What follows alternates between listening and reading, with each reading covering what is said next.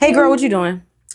I just wanted to call you today because you were on my heart, and I really want you to understand that not only are you like, you are really an amazing woman. Like, I don't think you understand the potential that you have, the things that you have, the ability to do, the life that you have potential to tap into. And I'm gonna be honest, it really pisses me off how much you allow people to disrespect you. And I'm talking about so many different people in your life, from family to other friends to just people in general. It really grinds my gears because I'm like, does she not know who she is? Does she not know the woman that she has potential to be? Why is she allowing this stuff to happen? And as somebody who literally had to take my respect, as somebody who once allowed others to disrespect me and honestly disrespected myself, I just want to talk to you and give you some just advice on things that I had to learn in my life on how I had to get respect as a woman. So let's talk, let's chat because I got some time before work. So one of the first things I had to learn how to stop doing was yearning for familiarity. I had to realize, especially when you're on your self-growth journey, especially when you're trying to become a different woman than the woman that you previously were before, you're probably surrounded by individuals that are familiar with the woman that you were previously before, right? The habits you used to do, the places that you used to go. And I realized I took myself down notches. I literally cut off my own potential because I was trying to become familiar or stay familiar with individuals that knew a prior me and were doing things that met the same standards as a prior me. And I realized, first and foremost, I allow individuals to disrespect me because even though I would read books, even though I would listen to podcasts and learn these new things about, maybe it was health and wellness, or maybe it was saving money and starting a business, I never did those things because it felt awkward doing those things around people who didn't do those things. It felt awkward going outside with my friends that will always drink and then be like, I'm not getting a drink. Because then everybody's like, what you mean you're not drinking? What you mean you're not doing this? It felt awkward telling people, hey, I don't want to go to this thing because I'm trying to save money. What? And not just feeling like that was a valid reason. And another thing too that I peeped was a form of disrespect was when people used to try to belittle the woman that I wanted to be, right? Because let's be honest, you mentally become her before you physically become her. First you have a thought of doing something and then you actually do it. And I remember times where people used to try to be funny and be like, oh, you got your little green juice. So you trying to start your little, oh, you trying to do your little Pilates, your little. First and foremost, if anybody ever tries to belittle something before they say it, as far as making it miniature or small, that is disrespect. Second of all, I had to realize that I was doing a disservice to myself because I was allowing these people to first and foremost sometimes belittle me, but then also belittle myself and disrespect myself because I would do things and I knew it was disrespectful to myself because I was uncomfortable when I was doing it. There was something in the back of my head that was like, you probably shouldn't be drinking right now. There was something in the back of my head that was like, you probably shouldn't go on this trip because you're trying to save money for this business. But I allowed myself to disrespect myself. And sometimes others disrespect me because I was yearning for familiarity. I wanted to feel familiar to them. I wanted to seem similar to them so badly that I was allowing myself to stay in the woman that I kept saying I didn't want to be anymore. Kept saying I wanted to transform from, simply because I didn't feel like I owe it to myself to become different, because becoming different, it makes you like the oddball. Becoming different, you're noticed more. And I didn't want that. I wanted to be like everybody else. Now, one of the next things I had to realize was you define respect for yourself. You define what disrespect is for yourself, just like everybody else. I don't know why, but for so long, I was allowing myself to consider what respect was based around what other individuals told me respect or disrespect was. Like when somebody would say something to me and I would feel some way about it if they said, well, I wasn't trying to be disrespectful or I wasn't trying to be rude. In my mind, I would rationalize it. Well, they weren't trying to be this way. Maybe I'm just being sensitive, or maybe I'm the problem, or like I would try to rationalize it, not realizing everybody makes their own definition of respect and disrespect. The issue is I didn't realize that, so I was going off of everybody else's principles. I was letting everybody else decide what's disrespect or respect for me. And I feel like, I don't know how you were raised, but we haven't talked about that yet.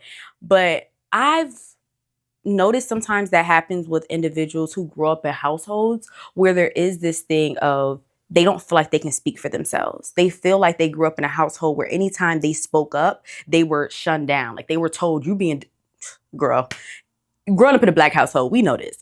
You are often told like you're being disrespectful or you're being rude or you need to respect your elders, even if those individuals are being rude or disrespectful to you. And so there becomes this thing of you growing up and you going off everybody else's principles, not realizing they wrote these imaginary principles for themselves. Nobody created this rule book and said, this is respect and this is not disrespect. This is, disrespect.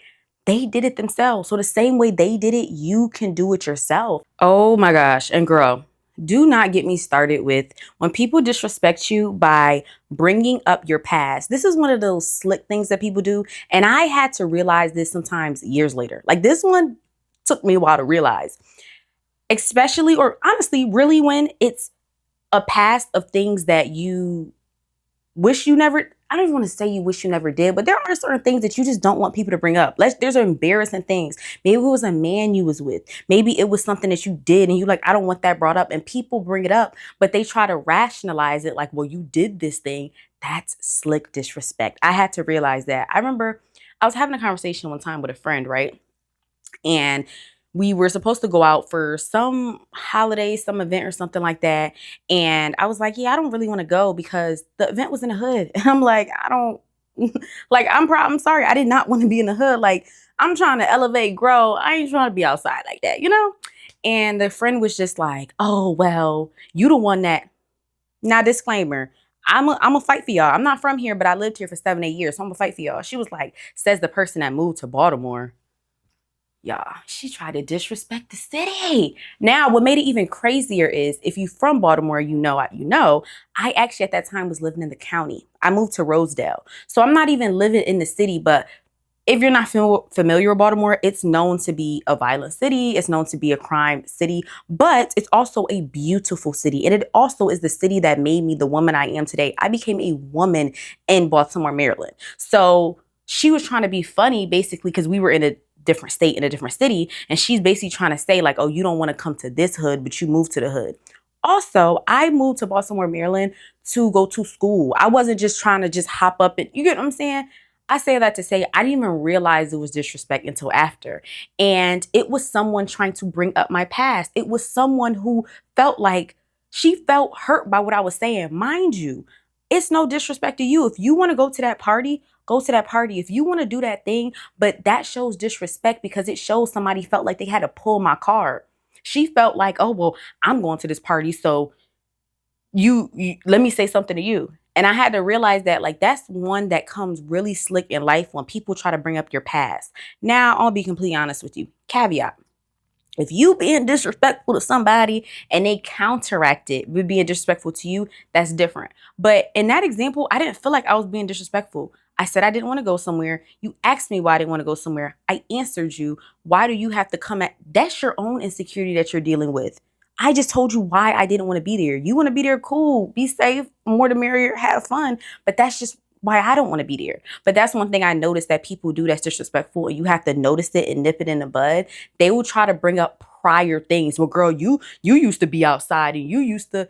Yeah, but I've elevated from that. I've grown from that. Like this doesn't have to do anything with elevating the conversation. This doesn't have to do anything with bringing any light to the conversation. Like pay attention to those little times when people are trying to dim your light, when you've moved on from places and spaces and people want to remind you where you came from and remind you who you were in the past. Yes, I did that. I got a t-shirt and I'm moving on from that. But it seemed like you still on that. That's why you hurt that I'm not doing that thing no more. But notice that too. Or even sometimes too, going back to the first thing that we were talking about, of like yearning for familiarity. Sometimes people will try to bring that up too, where you like, hey, I don't really want to drink tonight. Oh, the girl that used to get blackout drunk, the girl that used to get drunk every night. Why are you bringing that up? What does that have to do for the conversation? They're trying to disrespect you and belittle you. But girl, that was when I like, it's so crazy thinking about conversations years later because I thought about that and I'm like, she, she really tried to play me. She really tried to play me. Like I felt some way about moving to Baltimore, Maryland. I am so proud. Like I love that city. What are we talking about, girl? And going off of that, another thing that I had to realize is standing up for yourself, demanding your respect does not make you confrontational. I sometimes did have the fear a little bit, but I think it also depends on like how you grew up. Of being seen as being confrontational, being seen as being problematic, or anything of that area. when it comes to respect. And I had to realize, like, wait, no, this is not me being confrontational. I need to be assertive. I cannot be passive when it comes to my respect, because people are going to allow that to pass me by if I don't treat it like that.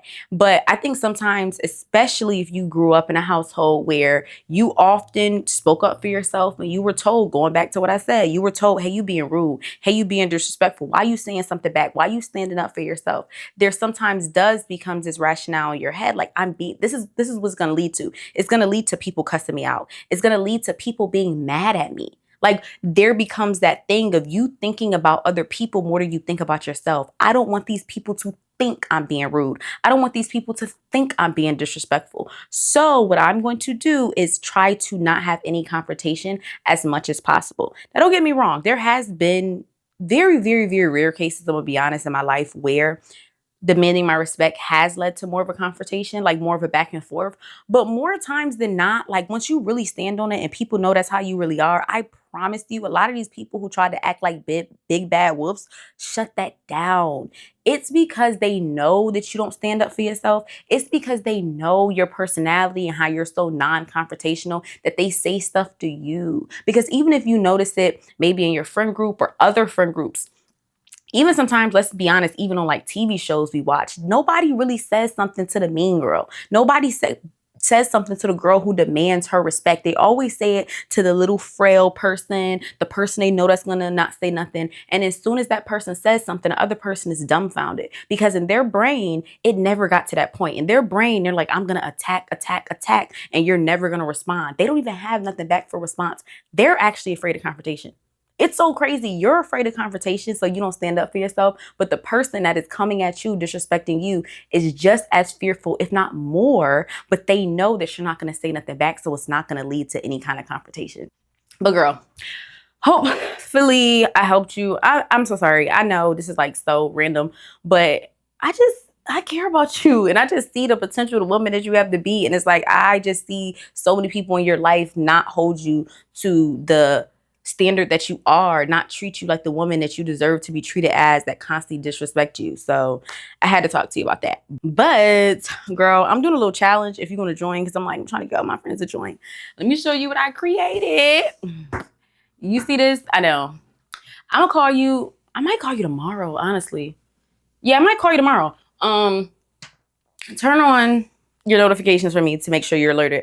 But I might call tomorrow or sometime later this week, because I want to show you this challenge that I'm starting. Because girl, it's the end of the year coming. We trying to get this body together. We trying to get this mindset together, all these different things.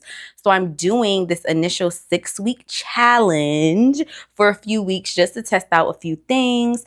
And I really want you to join. So I'm going to explain to you all that stuff. If you do want to join, comment below 6 weeks and I will notify you when I officially drop the challenge. But thank you so much for coming to my talk. I know today I did call you on Monday. I usually know I call you on Sundays and Tuesdays, but I've just had so much going on. I apologize about that. But please, please, please, please, please, if you want to talk more to me, you can go below to my coaching calls, which I do offer. We can talk for, like, me and you personally, 45 minutes. We can talk for hours, as long as you need to, about anything that you need help with, anything you want to go through. I have other conversations on my channel, so please go for that. Also, girl, I have a podcast. If you don't know, it releases the audio to these videos every single Tuesday. So please go below and check for that. And everything else I will have below will be in our little description. But thank you, girl. Thank you for coming, and have a great one.